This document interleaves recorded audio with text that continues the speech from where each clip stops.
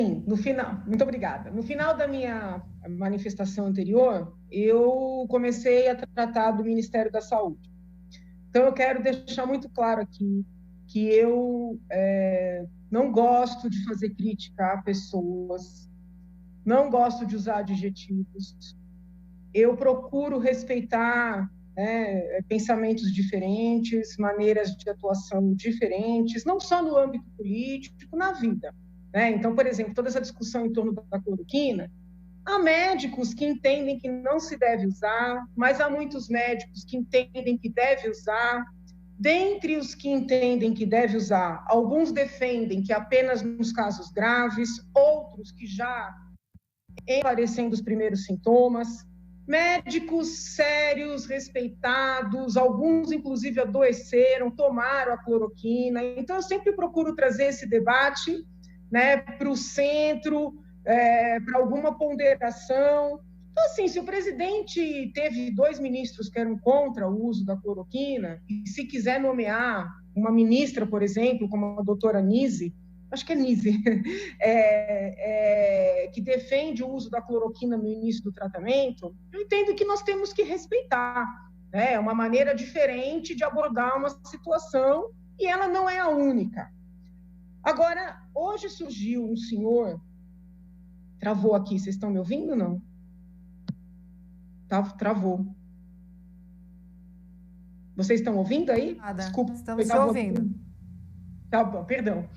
Hoje surgiu um senhor como candidato a ministro, inclusive, pelo que eu entendi das notícias, ele já se encontrou com o nosso presidente. É um médico psiquiatra bastante jovem, não tem nem 40 anos de idade, talvez seja jovem demais para o cargo, mas nós sabemos que há jovens maduros que enfrentam esse tipo de desafio muito bem. Eu comecei a receber algumas manifestações de médicos preocupados com as ideias, com as propostas, com o background desse candidato a ministro da Saúde. Eu estou fazendo um levantamento, eu não o conhecia, de suas ideias, do que ele defende, só que eu tive acesso a um vídeo e esse vídeo me deixou preocupada demais. Porque esse senhor, num vídeo de rede social, acho que do Instagram, ele fala de um caso concreto em que ele clinicou e ele diz com tranquilidade, inclusive reconhece que seria uma situação imoral, que ele contratou uma garota de programa, maior de idade, mas com aparência de menor de idade, para um seu paciente que tinha ímpetos pedófilos.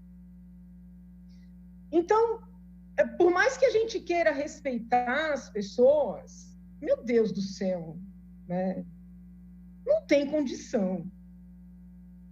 Então, como é que pode? Eu não estou nem entrando no mérito se é ético, se não é ético, esse não é meu papel. Existem os conselhos com suas normas, eu não estou entrando nesse mérito.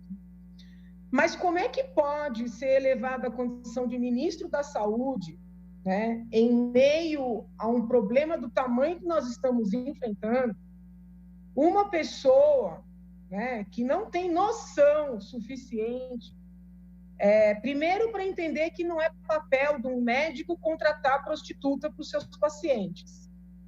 E segundo, já que não tem noção para isso, que não consegue entender que é, no mínimo, inadequado gravar um vídeo alardeando isso e ainda por cima falando de uma situação concreta, mesmo não tendo, vamos dizer assim, identificado o paciente. Em virtude deste vídeo e da informação de que tem vídeos piores, eu solicitei o levantamento de outros. Hoje, durante a tarde, vou procurar analisar esse material, mas eu quero deixar aqui publicamente registrada a minha objeção. Não é uma divergência partidária, não é uma divergência ideológica, não assim, é o mínimo de respeito com o cargo, E outra, nós votamos no presidente, porque todo mundo sabe que eu votei nele, fiz campanha para ele, como um representante, né, da ala conservadora da sociedade. Então, além de tudo, é uma traição, né, aos compromissos, né, mais básicos que ele assumiu durante a campanha.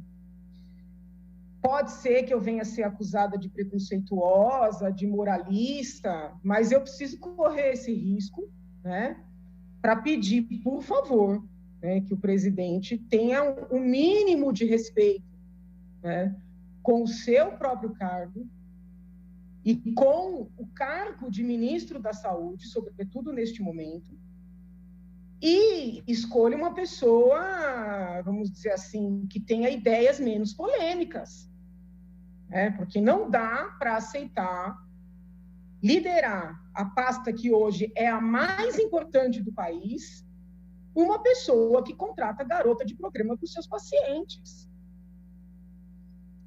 É muito duro, porque eu tenho procurado manter uma posição branda, uma posição ponderada, uma posição respeitosa, né, com todas as esferas de poder. Tenho tentado fazer análises técnicas de todos os acontecimentos, né? Em muitas oportunidades as pessoas até me atacam, dizendo que eu estou indecisa, tem hora que eu defendo, tem hora que eu ataco. Não é que eu estou defendendo ou atacando pessoas, eu estou me manifestando sobre situações, né?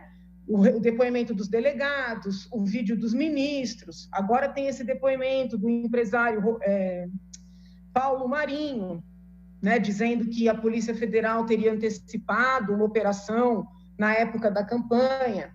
Eu me manifestei pedindo ponderação, né, porque existem algumas coisas um pouco controversas aí nesse depoimento, mas a polícia vai investigar, o Ministério Público já está investigando.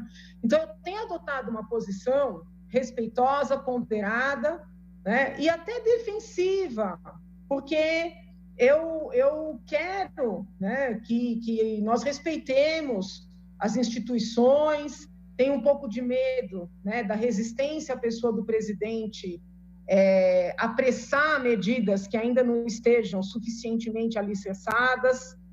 Agora, gente, não dá, né? Eu, como professora de direito, como advogada, tenho estudos assim de muitos anos nessa seara de abuso sexual de criança, de pedofilia, de prevenção.